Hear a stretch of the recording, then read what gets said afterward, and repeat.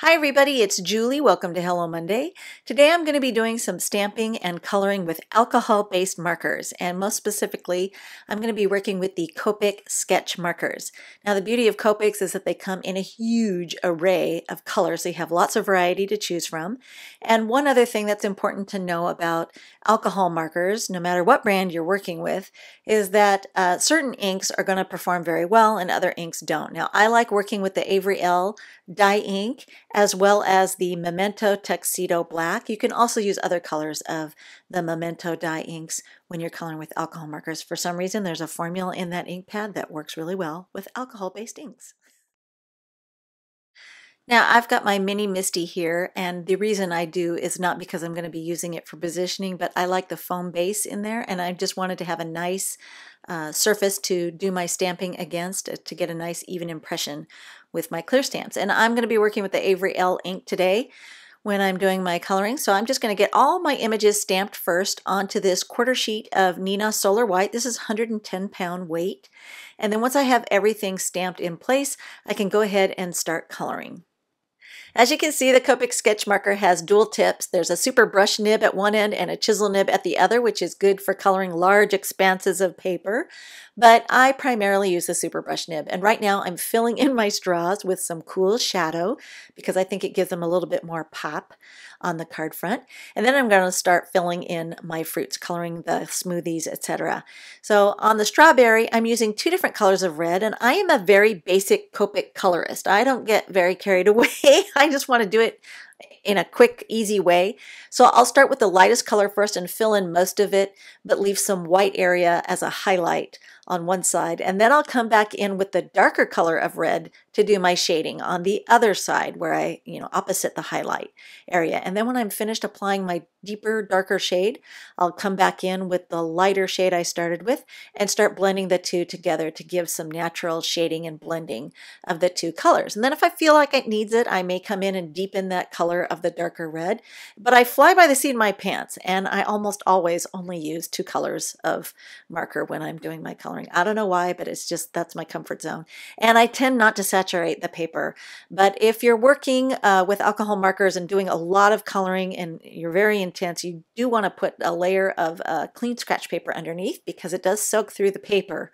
So that's just something to keep in mind. And that alcohol marker, if you're using a printed paper, it can activate the inks. Like if you use magazine pages, I would avoid that and stick with clean white scratch paper underneath your area where you're working. And that will also protect your work surface. As you can see, I'm using the same technique here on the smoothie glass. I'm using anise, or is it anise? I'm not sure how you pronounce that. But anyway, I started with that's kind of a pale chartreusey color. And then I came in with some new leaf green, which is a nice bright green, to start giving my shading there on the left-hand side. And then I'm going to come back in and start blending. And as you can see, I'm not satisfied with how deep I got that color. So I'm going to bring in more of the new leaf color and spread it a little bit more. And then I'll come back in with the anise, which is the paler shade, and start blending the two together. Now, one thing I'm very careful not to do is I don't try to saturate the paper, and I stay away from the image lines a little bit because I don't want the color to soak up into the paper that it starts bleeding outside the image lines. I wanted to keep it very precisely inside those image lines. And here I'm just going to keep on going with the other smoothies, and here I'm just using some colors of like apricot and maize, and I'll have the colors listed below in the description that I use specifically for these smoothies so that you can get the same results if you want. But basically, this is what I do. There are lots of advanced techniques out there that you can totally try, and I suggest that you explore them, but I'm a very quick colorer, so I'm just going to do whatever is quick and easiest for me, and that's how I roll. Once I'm done coloring all the images, something I like to do is take the cool shadow and go around the outer edges and just outline the whole image. For some reason, I feel it gives a visual pop against that white paper surface, but you certainly don't have to do that. It's just an extra step I do. Now, I've taken the coordinating dies from the Spa Day set and die cut all the images out from that quarter sheet, and I've placed my card base there in my MISTI so that I can put the smoothie cups temporarily in place and determine where I want that greeting to be positioned in my layout. And then I'm going to re-ink the sentiment there with the same Avery L New Moon dye ink. And I had a smudge there on the lid and I couldn't close it knowing that smudge was there. So I had to wipe it clean. And then I didn't get this as dark as I wanted, so I'm just going to leave everything in place, re-ink, and stamp again over the top and get just a little bit darker impression. And then I'm ready to start assembling everything. I'm going to go ahead and mount the straws to the backs of the smoothie cups if I can. And some of these cups are going to get mounted flush onto the card surface and others are going to be popped up with foam tape. And because the straw got stuck onto the foam tape on the back of the cup, I had to add a little bit more tape runner there to the back of that so it would have enough adhesive to stick to my card front. So I'm just going to go ahead and get all of these in place. And of course, I wasn't perfectly satisfied with where they were mounted, so I'm lucky that I didn't press down firmly yet, so I can peel those up kind of carefully so I don't destroy the surface of the card and just reposition them a little bit and then anchor them down firmly again in place. Now it's time to start mounting all the little fruits at the top of the smoothie cups, and I thought I was being so clever when I cut a little slit there into the strawberries so I could slip it over the top rim of the glass, and then I realized I didn't do it with the orange slice, so what's up with that, right?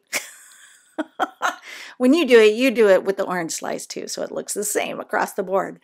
So now I'm going to anchor my card closed with a little bit of washi tape that I've neutralized against my arm. And this is just to keep the card from popping up, keep it nice and level because it is a heavier 110-pound weight and the top tends to pop up on me.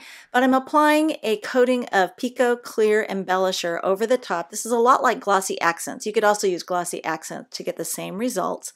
But I wanted to give them a really high gloss finish, and keeping that card level is going to be important so that the Pico doesn't pool down in, to one side or one area. And then I'm going to go ahead and embellish the little fruits with some Stickles glitter glue because I think it looks all pretty and sparkly there. And I was just using a little scrap of paper to kind of squeegee and spread it around, kind of like a paper spatula, right? And then, of course, I thought, my layout just doesn't feel quite the way I wanted it to. It needs something there to anchor down the bottom.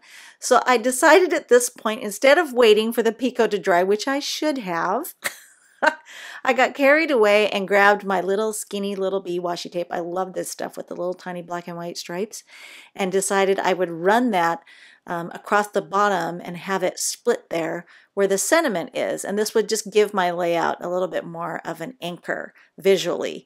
And then when the card is done, you can undo the tape. But I should have done this step. I should have waited because I was futzing around with it. The Pico started to pool in different areas. So hopefully you'll be smart and set your card aside to dry before you do something like that, or wait and do the Pico very, very, very last. So here you can see a close-up of the shading of my beautiful Copic coloring. We've got more still shots available at the classroom, and all the supplies are available at ellenhutson.com. Thanks for watching.